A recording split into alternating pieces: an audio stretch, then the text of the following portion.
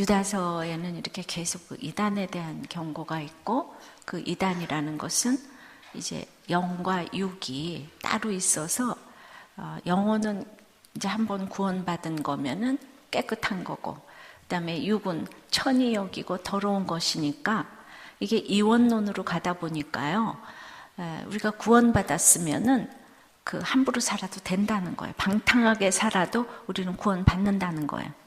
그럼 여러분들이 이렇게 예수를 믿었는데 한 번 구원받으면은 뭐 울고 짜고 할 게 있느냐? 정말 그러니까 정말 십자가를 길러놓고 경건하게 살기 너무 싫은데 그게 너무 유혹이 되는 교리 아니겠어요? 그래서 우리가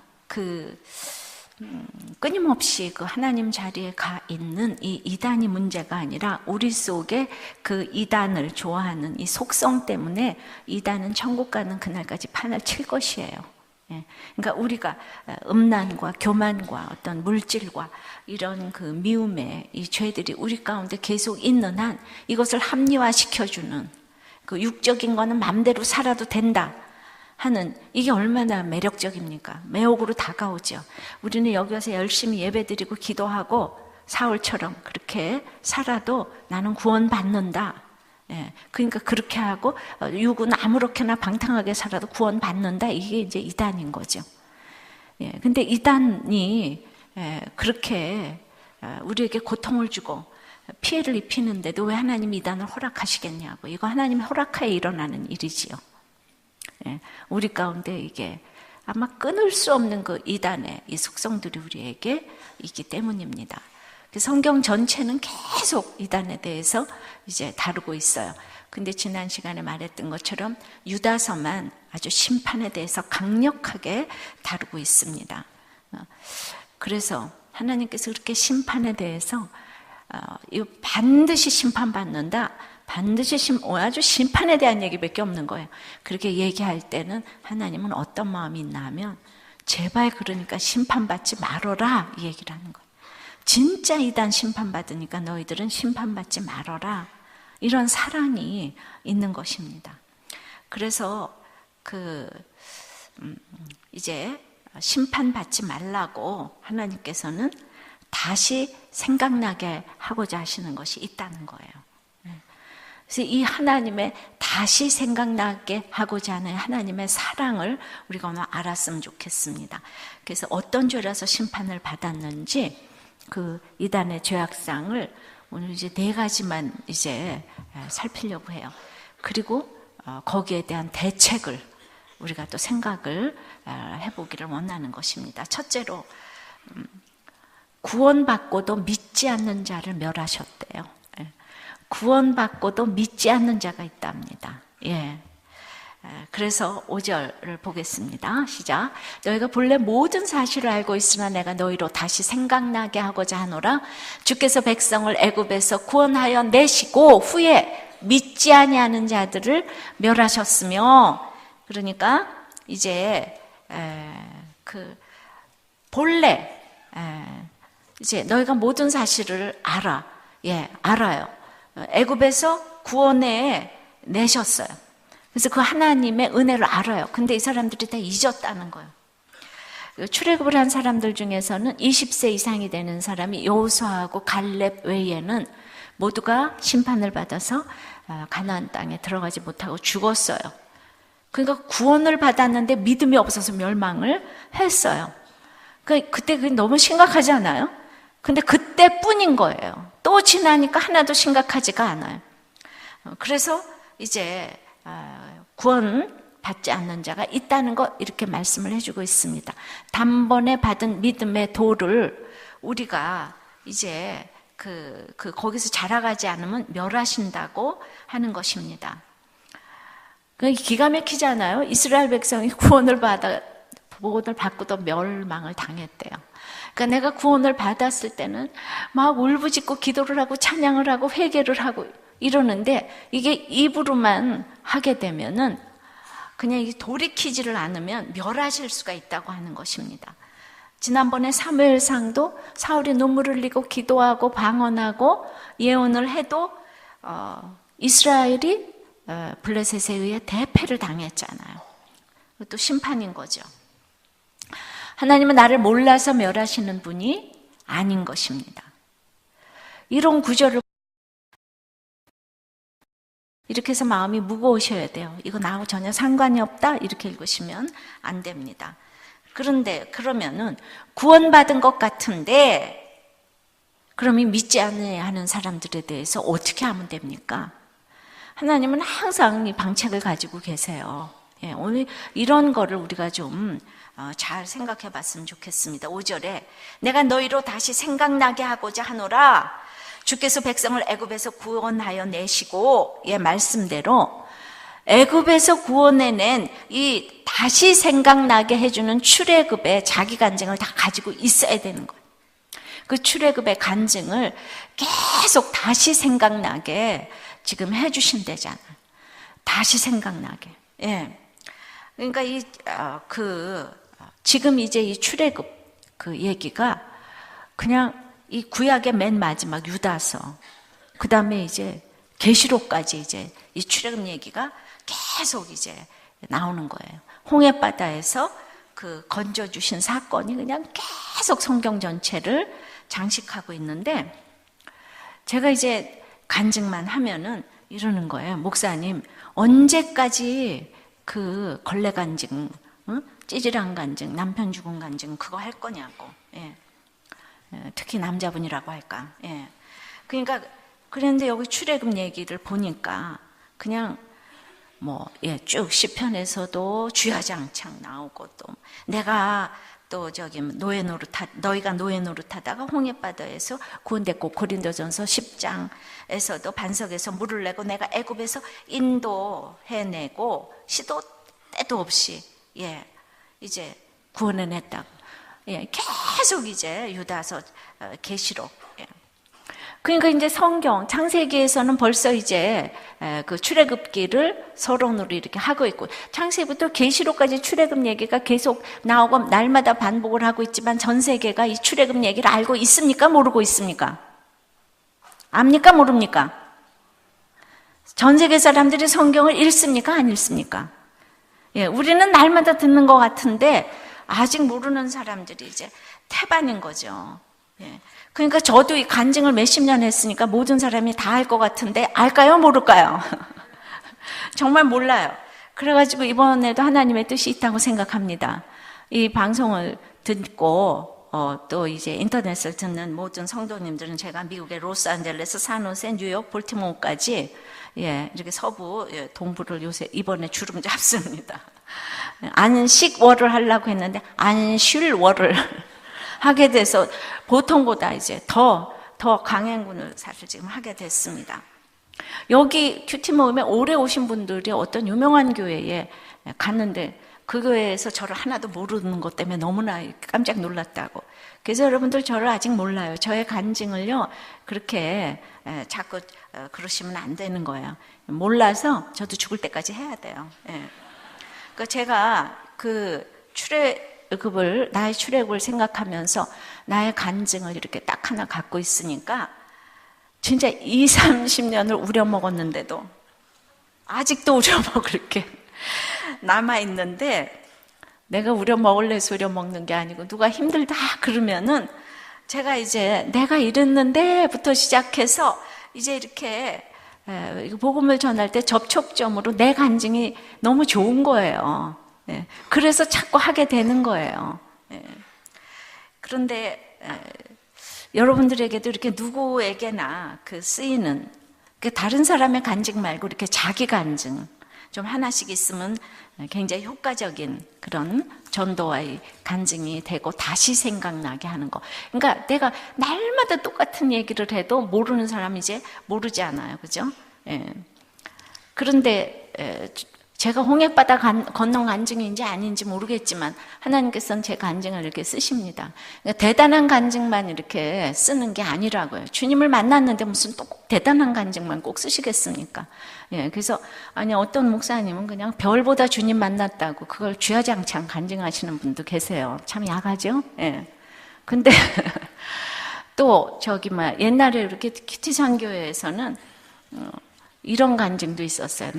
내 다리가 우상이라서 나는 다리 보여주는 재미로 이 세상을 산다. 그래서 그냥 꼭 하이힐을 신고 이렇게 맨날 그 재미로 사는데 그냥 다리를 다쳐가지고 그냥 교회를 가야 되겠는데 도저히 치마를 못 입어가지고 바지를 입고는 자기는 외출을 할 수가 없다는 거예요. 그래서 한 달 동안 교회를 안 갔답니다. 근데 그 한 달 동안 주님을 만났대요. 하이힐 못 신어가지고. 예. 그래서 그거를 복음 전할 때마다 접촉점으로 삼고 얘기를 하니까 이게 믿음의 수준이 낮은 사람은 제 간증보다 그런 게 훨씬 귀엽고 좋아요. 그렇게 해서 주님 만나면 얼마나 좋겠습니까?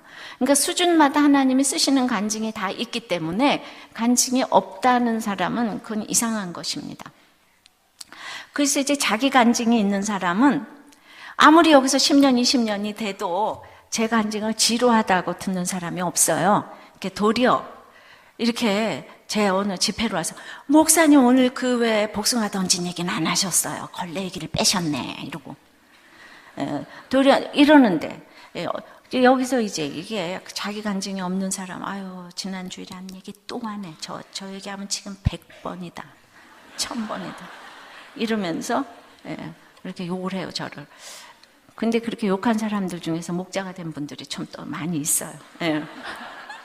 그러니까 이제 다른 이렇게 간증이라는 건 사명이 있기 때문에 하나님 만나주신 거니까 내가 다른 사람에게 이렇게 전할 때도 그 사람의 어떤 이제 구원을 위해서 같은 마음으로 듣기 때문에 다시 생각나게 하고자 하는데 같이 동참을 하게 되는 거죠. 그래서 날마다 다시 생각나게 해야 합니다.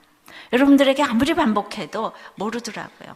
제가 그렇게 설교를 많이 했음에도 불구하고 이제 몇 년 전에 어떤 목자님이 이제 결혼식 끝나고 나서 이러는 거예요. 목사님, 그 복종의 언어는 뭡니까? 이러는 거예요. 그래서 제가 아니 어떻게 그걸 물어보실 수가 있어요. 그랬더니 이분이 이러는 거예요. 예. 아니 우리들 교회에서 복종의 언어를 모르면 이거 간첩 아닙니까? 예. 그것도 목자가 그러시는 거예요. 제가 열 받겠습니까? 안 받겠습니까? 그래서 내가 아니 어떻게 그걸 물어보실 수가 있어요? 그랬더니 이분이 저한테 목사님은 제가 물어보면 대답만 하시면 됩니다. 응? 이러면서 그런 걸 왜 모르느냐? 이런 얘기 하시면 안 되죠. 이러는 거예요. 그러니까 그분이 정답까지 이렇게 저한테 이제 다 얘기를 해주시는 거예요. 제가 데려주고 말로 받았습니다. 그러니까 남편들이 이제 똑같은 걸 이렇게 물어보면 아니 그것도 모르냐고 이렇게 여자분들이 그렇게 대답을 하죠. 예. 근데 남편이 물어봐주면 영광으로 여기고 이제 여보 복종의 언어는 군사 용어래요. 예. 내일도 또 물어보면 여보 복종의 언어는 군사 용어래. 모레도 물어보면 여보 복종의 언어. 이러면 되겠는데 당신은 나랑 같이 앉아서 들었는데 졸았어? 뭐 했어? 그리고 결혼식을 한두 번 가봤어? 이렇게 얘기하죠 여러분들은? 그게 꼭 제 얘기예요. 나는 우리 아이들하고 너무 오랜 세월을 살다 보니까 물어만 보면 그거 한두 번 들었냐? 이게 제 주제가라니까요. 그래서 저랑 사는 사람은 다 고난이에요. 예. 그래서 저는 하나님 혼자 살게 하세요. 다른 사람 힘들게 하지 마라. 이렇게. 저도 맨날 이렇게 회개합니다. 예. 그래서 하나님은 우리에게 이렇게 계속 이제 다시 생각나게 해주는 이 출애굽에 이제 이렇게 간증. 예. 이것이 제가 20년, 30년을 해도 샘솟듯이 나오는 이제 저의 이제 구원 간증이더라고요. 그러니까 나는 하나님께 영광을 돌릴 수밖에 없어 하는 이 자기의 간증이 툭 치면 나오는 이렇게 자기의 간증이 있어야 되는데 이런 구원 간증이 없이 신앙생활 하려니까 힘들고 그러면 양육이 힘들고 목장이 힘들고 목자가 힘들고 밥하는 게 힘들고 이런 출애굽의 구원 간증이 없기 때문에 그러니까 그 간증의 내용이 뭔지는 몰라요. 그러나 약하건 강하건 내가 구원에 똑같은 이제 이런 사명을 가지고 갈 때는요, 다른 사람이 얘기할 때 이렇게 지루하지 않아요. 지루하지 않고 그냥 똑같은 마음으로 하는데 앉으나서나 딴지를 놓고 길다 짧다 저런 얘기는 왜 또 하냐. 이런 사람은 자기 구원 간증이 지금 없다고 온몸으로 얘기를 하는 것입니다. 그래서 이제 그러니까 아무리 교회를 모든 걸 알고 다녀도 정말 여러분들에게 그 간증이나 생각을 해보시기를 바랍니다. 저는 이제 어제 결혼식을 이 자리에서 똑같이 주례를 했잖아요. 그래서 우리는 신랑 신부 이제 적용하는 시간이 있고 부모들 적용하는 시간이 있잖아요. 근데 이 신랑이 딱 그냥 적용을 하라 그랬더니 그냥 이러는 거예요. 자기는 이제 그 새아버지하고 엄마하고 자기가 이혼을 시키려고 완전히 새아버지가 너무나 이제 이 도박하고 바람피고 그래가지고 15년을 우리 식구들이 섬겼으면 이제 됐다. 이제 엄마도 더 이상 미련을 두지 마라.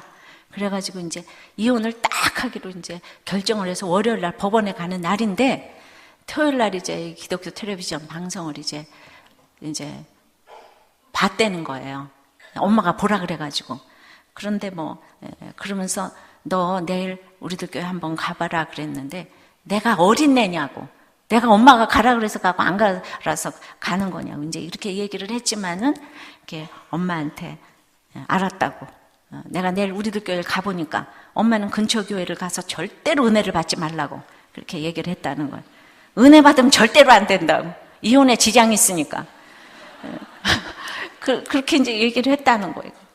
그래가지고 이제 주일날 우리들 교회를 왔는데 그냥 이혼하지 말라는 그냥 그 설교에 완전히 꽂혀가지고 그냥 산부 청년부도 또 드리고 아예 등록을 해버리고 청년부 목자 모임까지 들어가서 밤중 11시에 왔다는 거. 그 얘기를 어저께 했어요. 그래가지고 자기가 그냥 엄마 아버지 다 이제 이렇게 이혼을 말리고 그리고 자기는 우리들 교회 다니면서 지금은 목자까지 된 거예요. 그 얘기를 정말 눈물로 하는 거예요. 이 아이가. 근데 그 아버지 엄마를 다 인도를 우리들 교회를 하셔서 그 새아버지가 부목자까지 되셨어요. 그래서 새아버지가 또 간증을 했어요. 나는 이 집 식구에 도움이 안 되는 사람이고 이제 혹처럼 붙어 있고 이 식구들끼리 행복하게 살 건데 그냥 내가 이 집에 들어와서 그냥 이러고 그랬더니 그냥 이 엄마는 또 그냥 자기는 남편이 그러고 있으니까 남편을 너무나 복종을 하지 못하고 자기가 세워주지를 못하고 그런데 사실은 그래도 이혼할 생각은 없었다. 나는 살고 싶은데 저놈의 아들이 자꾸 이혼을 시키려고 그랬다. 그 얘기를 또. 그러니까 여러분들 아무리 악부라도요 효자 100명보다 나은 거 아셔야 돼요. 그렇게 자식들은 함부로 이혼 소리를 해보면 안 되는 거예요. 여러분 뭣도 모르고 그렇게 해. 도박하고 바람 피면 이혼하는 게 아니라니까. 그러니까 이 엄마 아버지는 모르는 게 있다니까요. 그러니까 이 얘기를 이제 그냥 툭 치면 하는데 이 죄들이 많아서 그런지 그냥 안 시키면 큰일 날 뻔했게. 너무 눈물로 다 간증을 하는 거예요. 우리들 교회 결혼식은 정말 대단합니다, 진짜. 이거 완전 부흥회입니다. 신부 아버지는 그냥 또 착실하기가 짝이 없는 그냥 돈을 평생에 못 벌어본 적이 없고 그냥 착실 이렇게 써 있는 거예요. 그런 분이에요. 그런데 신부는 또 그 착실한 아버지 때문에 인생이 힘들었다고 또 이제 간증을 하는 거예요. 우리는 힘든 게 착실한 아버지가 제일 힘들어. 의로운 아버지가 제일 힘들어. 그러니까 엄마가 이제 또 거의 장애인 수준인데 그 엄마를 그냥 앞으로 총리처럼 또 그냥 모시겠다고 어저께 또 얘기를 하더라고요. 그분이 장관을 5분을 모셔가지고 자기가 그 모시는 데는 일가견이 있다고. 그렇게는 말은 하지만 다른 아빠가 힘들다는 걸 어떻게 해요? 자기가 자기를 몰라. 그래가지고 그냥 이 5명이 그냥 부흥해. 그냥 툭 치면 나오는 간증들이 다 있어가지고 어저께 그냥 이 화장을 도와주시는 신부, 이 코디네이터가 정말 이런 결혼식은 처음 봤다고. 우리들 교회 다 알아봤다고. 아니 알아봤다가 아니고 막 정말 너무나 이제 놀랐다고. 그러니까 우리가 결혼식도 구원을 위해서 해야 되잖아요. 하객 여러분들 중에서도 한 사람이라도 구원 받으려고 하는 거지. 목적이 거기 있어야 되는 거지. 그러니까 솔직하고 진솔하게 막 새아버지부터 도박부터 이런 얘기를 했는데 나는 그냥 너무 그냥 신부가 예뻐도 신랑 너무너무 잘 알았다고 이런 신랑을 어디서 얻겠냐고 이미 주님을 알고 신앙 고백하여서 이렇게 하는 결혼식이 어디 있겠냐고 그러니까 이렇게 다시 생각나게 해주는, 나중에 어디로 갔어도 이거를 늘 읽고 영상으로 남겨둬서 힘들 때마다 다시 생각나게 해주는 어제의 결혼식 예배고 영상일 줄 믿습니다. 그러니까 딱 한 번 와가지고 예배 한 번 딱 드리러 왔는데 저의 간증이 그 가정을 또 살렸고, 그 자기가 따와서 어저께 모든 사람들을 살리고, 이게 계속 전파돼 갈 줄 믿습니다. 한 번 왔는데 살아났다는 거잖아요. 한 번. 예. 오늘 이 너무나 힘든 우리 그 유집사님을 간증했지만, 이렇게 와서 살아나는데 여러분들, 예, 살아나면 우리보다 다 훌륭한 사람들 되잖아요. 그죠? 적용해 보시기 바랍니다. 사람 만날 때 툭 튀어나오는, 다시 생각나게 하는 자기 간증이 있습니까? 구원받고도 나는 믿지 않는 자의 모습은 아닌가? 그러면 여러분들은 주님을 확실히 만난 그 출애굽의 간증이 없는 사람들이에요. 두 번째는 자기 지위를 지키지 아니한 자들이 있대요. 6절입니다. 또 자기 지위를 지키지 아니하고 자기 처소를 떠난 천사들을 큰 날의 심판까지 영원한 결박으로 흑암에 가두셨으며, 여러분 항상 문제를 일으키는 사람들은 받은 은혜가 있는 사람들이에요. 이런 사람들이 자기 지위를 지키지 아니하고 이제 날뛰는 거죠. 그러니까 지위는 위치고, 예, 처소 다 똑같은 얘기죠. 근데 여기 뭐라 그랬냐면 자기 처소를 떠난 천사라고 그랬어요. 천사. 그러니까 이 천사들은요, 겉으로 보기엔 얼마나 교양이 있습니까? 근데 부리는 영으로 지음을 받았어요. 그래가지고 하나님과 구원 얻을 후사들을 섬기는 그런 것이 천사들이 할 일인데, 자기 처소를 떠나면서, 예, 모든 것에서 열심과 선함이 하늘을 찌르는데, 보니까 처소를 떠났고, 왜? 예, 우리가 에스겔 28장 16절 보면 하나님의 자리에 오르며 하나님과 비길이라. 내가 너무 1등이 되다 보니까 하나님과 비길이라. 천사처럼 있다 보니까 하나님과 비길이라 하는 이 교만함이 생겨가지고, 우리가 천사 마귀 루시퍼가 하나님 되고 싶어서 가장 광명한 그 천사의 아름다운 모습으로 이 땅에 내려왔다고요. 그러니까 이런 자기 처소를 지키지 않는 사람들 중에서는 너무 아름다운 모습이 많이 있는 거예요. 모든 거를 다 갖춘 사람들이 많은 거예요. 부인에게 잘하고 막 남편에게 잘하고 아이들한테 잘하고 아름다운 모습에 그러면서 자기 지위를 지키지 아니하는 사람들이 있다는 것입니다. 그래서 아무리 선한가 열심히 대단해도 자기 지위와 처소를 떠나는 것은 오늘 영원한 결박이라 그랬잖아요. 얼마나 영원한 결박인지 몰라요. 그 자기 지위를 떠나지 않은 천사 따라갔다가는 영원한 결박이 기다리고 있다는 것이죠. 이스라엘 백성들이 몰래 범사를 다 알아요. 출애굽의 1500년의 영광을 다 알아요. 다 아는데 지위를 지키지 아니해요.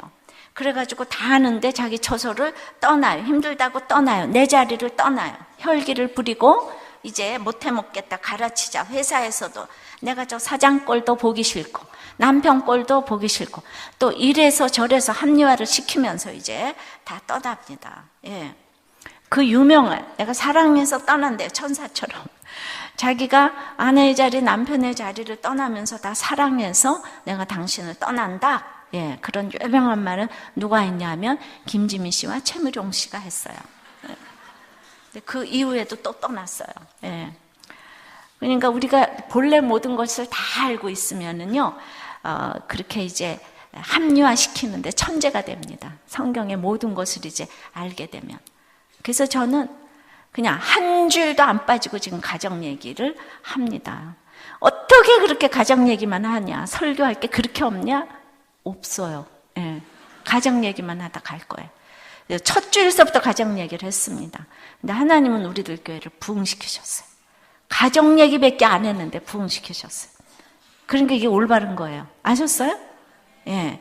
그러니까 뭐 굉장히 막 영적인 얘기, 무슨 얘기, 그냥 사업 얘기, 기업 얘기, 뭐 또 내가 그거 안 합니까? 가정에 그게 다 있는 거죠. 그러니까 가정이 올바로 서 있으면 직장, 교회, 나라가 다 올바로 서 있지만 가정이 올바로 서 있지 않으면 다 외로워서 다 망해지는 거예요. 이게 연결되는 것입니다. 그래서 우리가 신결혼을 하라고 그렇게 외치는 이유는 우리가 너무 연약하니까 하나님 안에서 같이 이렇게 갈 수밖에 없는데 이 기가 막힌 결혼을 하나님 없이 불신결혼을 하면 뱀의 사주를 받는 100% 뱀의 사주를 받기 때문에 100% 망하는 공동체가 될 수밖에 없는 것입니다. 그래서 그 불신결혼을 할 때 지금은 좋지만은 자기 처소를 떠난 천사처럼 영원한 결박으로 흑암에 가두는 이 일로 가기 때문에 여호수아에 있는 것처럼 불신결혼이 총체적인 악이다 이렇게 얘기를 하는 것입니다. 적용해 보세요. 내가 왜 자기 자리를 지키지 않았는지, 또 다시 생각나는 자기 자리가 있는지, 또 자기 자리로 돌아갈 마음은 또 있는지 이걸 나눠보시기 바라요. 세 번째는 그러니까 연결해서 음란한 자들을 또 심판한다고 합니다. 7절입니다. 소돔과 고모라와 그 이웃 도시들도 그들과 같은 행동으로 음란하며 다른 육체를 따라가다가 영원한 불의 형벌을 받음으로 거울이 되었느니라. 이 소돔 고모라의 죄악은 그 유명하죠. 각종 음란이 난무하는 가운데 창세기 18장에도 이렇게 쭉 보면은 그 중에서도 특히 소돔 고모라의 죄악은 동성애를 대표합니다. 그래서 동성애에 이제 언제 빠지는가 하면은 늘 이렇게 집안이 비정상일 때, 결손 과정일 때, 그때 이제 평소에는 난 저렇게 아빠처럼 살지 않을 거야, 엄마처럼 살지 않을 거야, 또 약해지면 보고 배운 게 그거밖에 없어서 그렇게 가게 되는. 그래서 이제 대부분 아빠가 바람을 피면 나는 절대로 아빠 같은 사람 안 만나. 아빠가 폭력을 해가면 난 절대로 아빠 같은 사람 안 만나. 엄마가 잔소리를 해대면 절대로 엄마 같은 사람 안 만나. 근데 이제 치명적인 상처를 받게 되면 아빠가 싫은 거예요. 그러면은 이제 그것이 이제 저런 아빠 안 만난다 그러면서 동성애의 눈을 뜨게 되는 거예요. 애정 결핍이 그냥 그 폭력이 싫어서 이렇게 그냥 남자도 여성지향적이 되고, 또 이렇게 무슨 뭐 그런 게 있어요. 폭력이 싫으니까. 그러니까 이런 어떤 그게 모두 내려오는 이제 상처인데, 그래서 아빠 같은 사람 안 만나, 엄마 같은 사람 안 만나. 이게 참 무서운 형벌인데, 이 동성애는 유황불의 심판으로 멸망을 했잖아요. 이 얘기는 이 불같이 빠져가지고 인간의 힘으로는 나오기가 제일 어려운 죄 중에 이 동성애가 있다는 것입니다. 이성간의 간음보다도 무서운 것이 그래서 동성애라고 합니다. 이게 질병이다 뭐다 여러 가지 견해가 있지만은 한마디로 이제 죄의 싹신 것이에요. 동성애 얘기는 창세기에도 있고 레위기, 로마서, 고린도전서, 베드로후서, 유다서, 성경에 이렇게 있습니다. 그런데 자, 동성애 이제 자기 주의를 지키지 아니하고 이렇게 음란도 동성애까지 갔어요. 이제 소돔 고모라 얘기를 했기 때문에. 그러면 우리는 이런 자녀와 남편과 아내와 형제 자매를 보고 뭐라고 얘기하겠어요? 너는 왜 동성애 아니야? 빠져나오라. 그럼 빠져나옵니까? 그러니까 우리는 이제 거기에 대한 대책을 또 어떻게 세워야지 되는지. 그것이 다른 데만 있는 거 아니에요. 우리들 교회는 커밍아웃을 한 분들이 많이 계세요. 그리고 이제 계속 열심히 다니세요. 근데 또 굉장히 전문직에 종사하는 너무 엘리트인 남편이 동성애에 빠졌어요. 그래서 이제 부인이 여기 왔어요. 근데 굉장히 오랜 세월이 지났는데 그분은 돌아올 생각을 안 해요. 정말 불같이 빠져들어서 고쳐지지가 않아요. 그러면 그럴 때 자녀를 돌보고 남편을 들볶고 이러면은 오냐고요. 그러니까 여러분들이 이렇게 말씀을 보면서 내가 어떻게 해야지 될지 정말 대책은 딴 게 없어요. 그래서 부인 집사님처럼 그때부터 말씀을 보고 회개하고 그리고 우리 집안을 위하여 자기 집안을 위하여 창자가 끊어지는 애통으로 기도하고 그래서 지금 아이들 데리고 기쁜 얼굴로 목자하면서 잘 지내고 계세요. 굉장히 오랜 세월이 지났습니다. 기다려야 돼요. 이혼 안 했어요 아직. 근데 안 돌아와요. 이제 그런 줄 아셔야 돼요. 그래서 나의 눈물의 기도가 내 살아 생전 숨 쉬는 날까지 그냥 우리 집안을 위하여 눈물의 기도를 쌓다가 그냥 가는 거예요. 죽을 때까지 못 고쳐진다고 하더라도 우리는 하나님의 타이밍을 기다리면서 이제 눈물 흘리는 사람 하나 있으면 그 집은 정말 정말 호박이 넝쿨째 굴러 들어온 집이라고 생각을 합니다.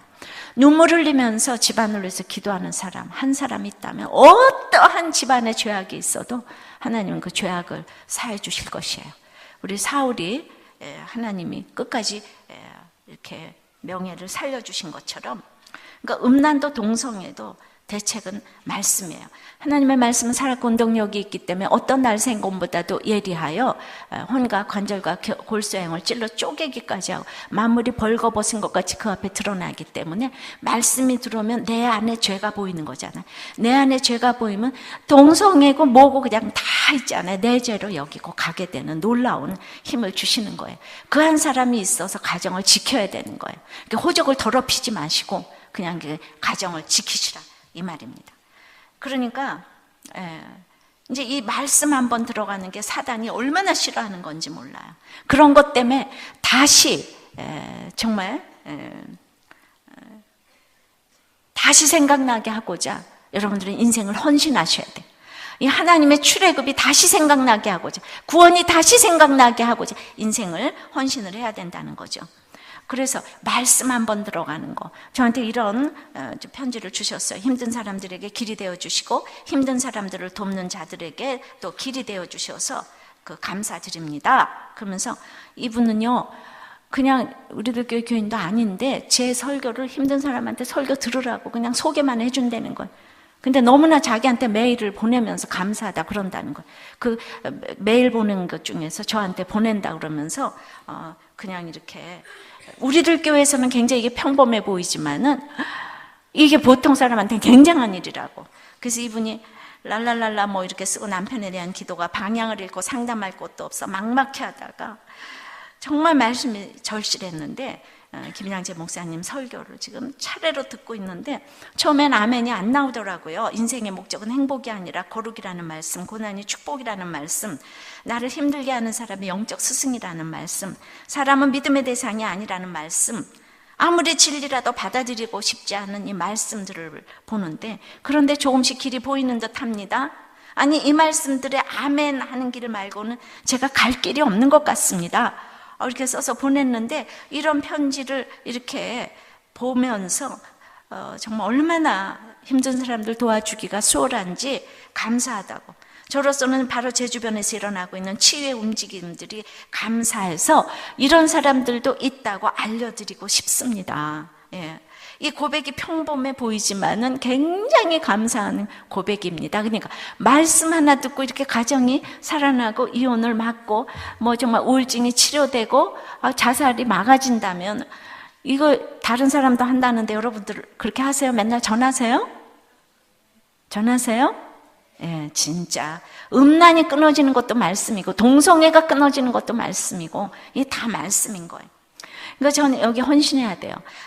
금송아지 섬긴 이스라엘 백성들을 향하여서 하나님께서 심판을 날리는데 그때 헌신한 사람들이 살인을 했던 레위 지파였어요.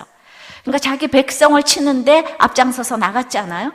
근데 60만, 200만 중에서 3,000명 죽이는 게 굉장히 크다면 크고 작다면 작겠지만은 그것이 이제 악에 대해서 싸우는 것이기 때문에 저는 이것을 레위 지파를 헌신을 했다고 제가 그때 이렇게 설교를 했어요. 그래서 레위 지파가 명예를 그때 회복을 했습니다. 제가 자살은 지옥 간다. 이것은 자살한 사람들에 대한 가장 큰 헌신이라고 생각을 합니다. 오늘 동성애가 죄다 이렇게 얘기하는 것도 저는 동성애자들을 위한 가장 큰 헌신을 했다고 생각하는 게, 제가 이런 얘기를 하면 잡혀갈 거니까 요새 소수인권 때문에. 예, 이건 헌신하지 않으면 이런 얘기를 할 수가 없는 거예요. 다 좋은 얘기만 자꾸 하게 돼 있는 거예요. 여러분들도 그래서 어떤 사람한테는 이렇게 헌신을 해야 돼요. 정말 생명을 내놓고 헌신을 해야 되는 이렇게 적용들이 있어야 된다는 것이죠. 적용해보세요. 내가 음란이나 동성애에서 빠져나오지 못했지만은 이제 내가 다시 생각나는 이 눈물의 기도가 있는지. 하나님은 눈물의 기도를 결코 멸시하지 않습니다. 내가 이 땅에서 눈물을 흘려야지 저 천국에서 닦아주실 눈물이 있는 것입니다. 예. 그래서 네 번째는 하나님의 영광을 비방하는 자들이 있다는 것. 예. 8절입니다. 그런데 꿈꾸는 이 사람들도 그와 같이 육체를 더럽히며 권위를 업신여기며 영광을 비방하는도다. 예. 그러니까 이제 소위 꿈꾸는 자들은 그 당시에 이제 신비주의자들을 의미해요. 그러니까 영지주의자들은 영과 육이 따로 노는데 신비주의자들도 마찬가지고, 신비주의자들인데 음욕을 품고 방종을 일삼고, 꿈꾼다는 말은 육체를 더럽힌다는 말과 관련해서 정욕적인 것을 꿈꾼다는 것이에요. 우리가 비전과 꿈꾸는 게 뭐가 다르냐 이렇게 이제 물어보시는 분들이 있는데, 여기서 꿈꾸는 거는 굉장히 부정적인 얘기예요. 그래서 꿈꾼다 그러면서 가만히 보면 다 야망을 꿈꾸고 정욕을 꿈꾸고 세상의 성공을 꿈꾸고 그걸 비전이라고 얘기를 하고 그러는데, 여기서 이 꿈꾸는 사람들의 특징이 여기 보세요. 권위를 업신여긴다고 그래요. 육체를 더럽힌다고 그래요. 권위를 업신여긴다고 그래요. 그러니까 이게 모두가 말은 경건 뭐 이러는데 육체를 더럽히고 권위를 업신여기고, 꿈꾸는 게 뭐예요? 환상 보고 예언 보고 신비주의자니까. 직통계시를 좋아하는 사람들의 특징이 질서를 업신여기고 교회 내에서 권위를 업신여기고, 권위를 업신여기는 것이 하나님의 영광을 얼마나 비방하는 것인지 아세요? 남편의 권위를 업신여기고, 사장의 권위를 업신여기고, 목자의 권위를 업신여기고, 교회에서 지위를 준 것은 잘나서 준 게 아니에요.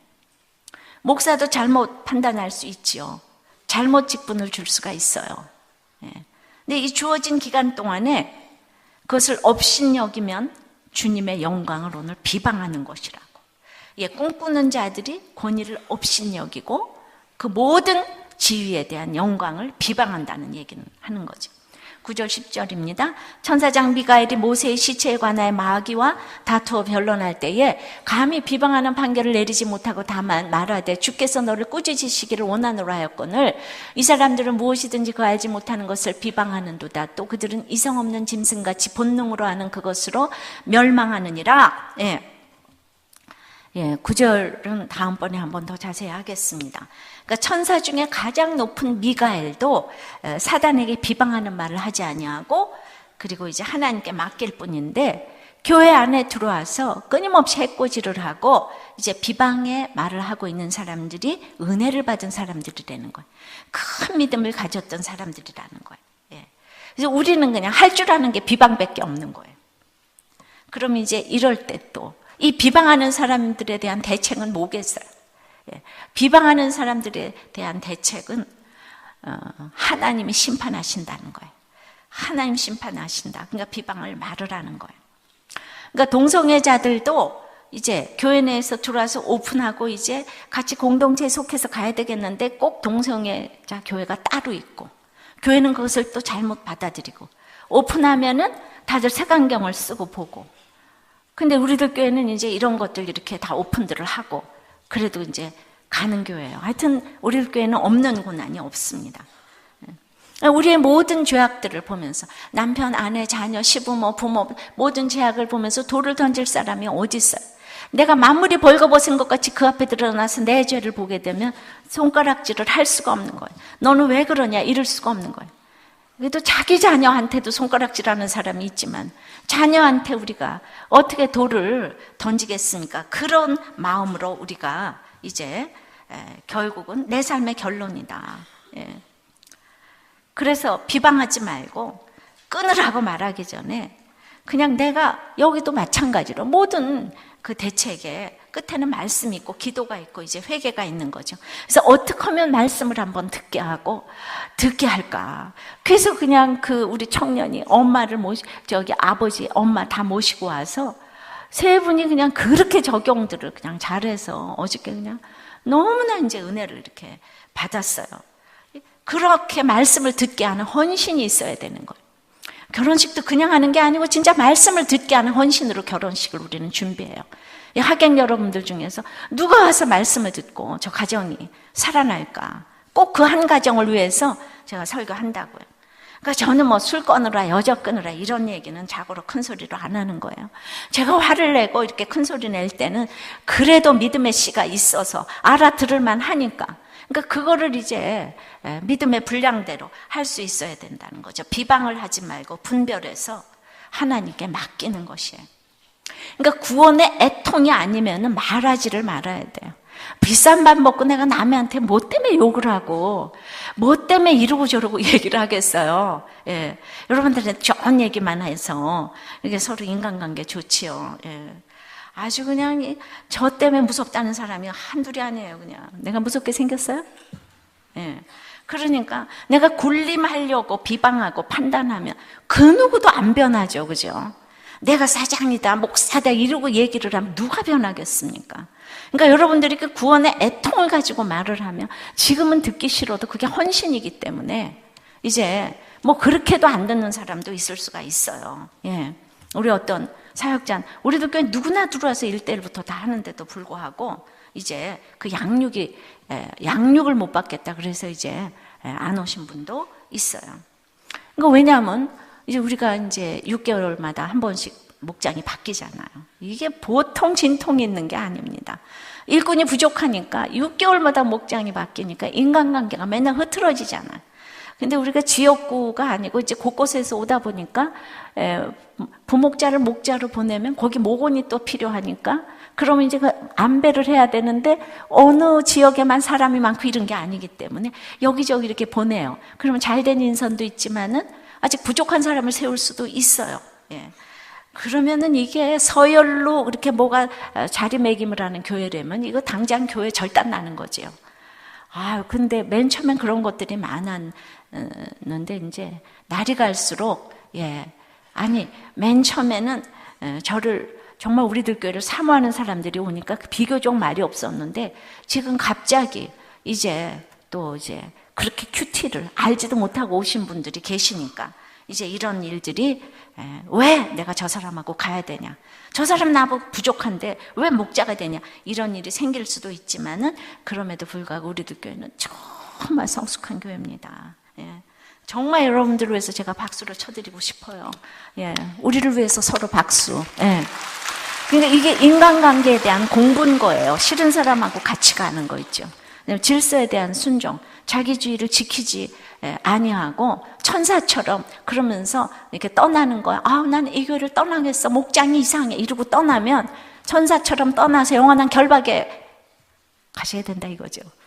영원한 흑암에 가시게 된다 그랬잖아요 오늘.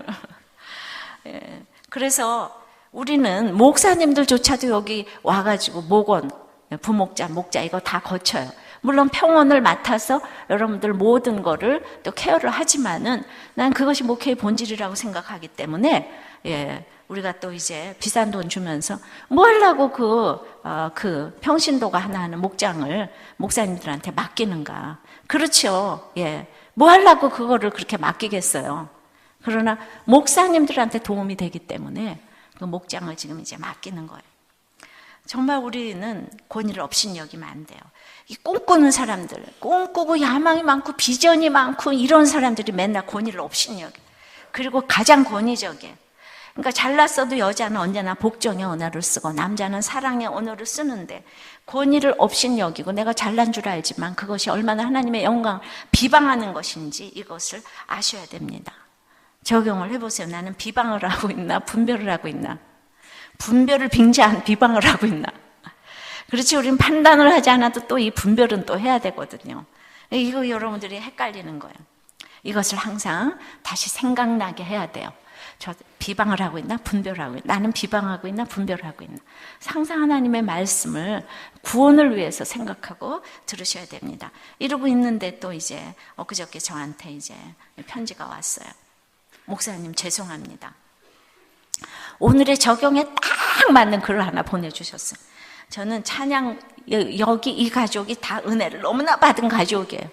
근데 찬양부터 예배 드리지 않는 게 저예요. 예배 시간에 주보 보는 게 접니다. 헌금 빼먹는 게 저예요. 간증을 가십으로 듣는 게 접니다. 은혜만 받고 섬김은 없는 게 접니다. 목사님과 목자님, 사역자님들께 인사 안 하는 게 접니다. 큐티 안 하는 게 접니다. 기도 안 하는 게 저예요. 죄는 못 보고 원망하는 게 저예요. 목사님 너무 죄송해요. 그러나 항상 이게 뒤가 중요하죠. 그래도 목사님 존경하고 사랑합니다. 힘들게 해서 죄송해요. 제가 무슨 할 말이 있겠어요. 목사님 죄송합니다. 이리 저와 제 가족들을 다 살려주셨는데도 여전히 이기적인 저를 용서해 주세요. 목사님 죄송합니다. 절대 답장하지 말아주세요. 이건 또 알아가지고. 그래서 내가 전체적으로 답장을 합니다, 오늘. 답장 안 해서 하지 말라고 그래서. 목사님 시간 더 조금이라도 뺏고 싶지 않습니다. 목사님 죄송합니다. 그래도 죄송한 건 알아가지고 이렇게 썼으니까.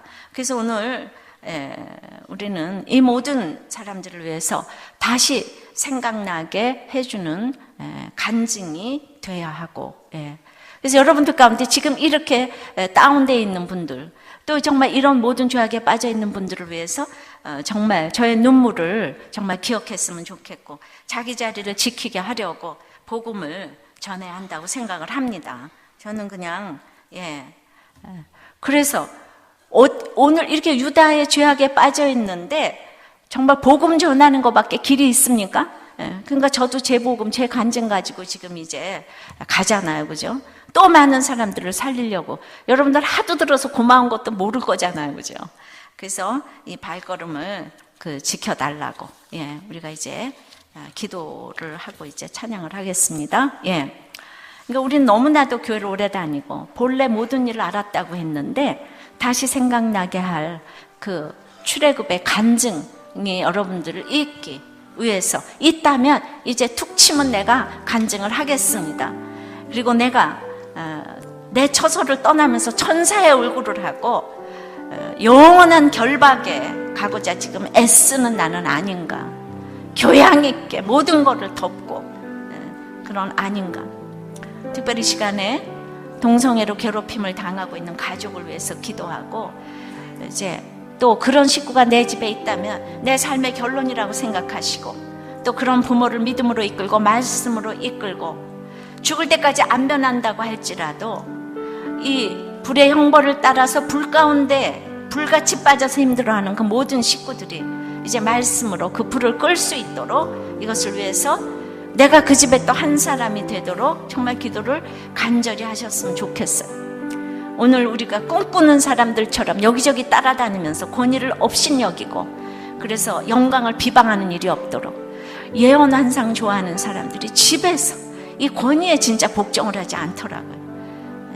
여러분들 가운데 기억이 안 나시면 이 모든 기도 제목 중에서 가장 와닿는 기도 제목 간절히 좀 기도를 하시는 시간 됐으면 좋겠습니다. 우리 찬송을 하고 기도 제목 드려야 되는데 제가 거꾸로 했습니다. 찬송하고 기도하겠습니다. 말씀 기억하시면서 찬양하시겠습니다.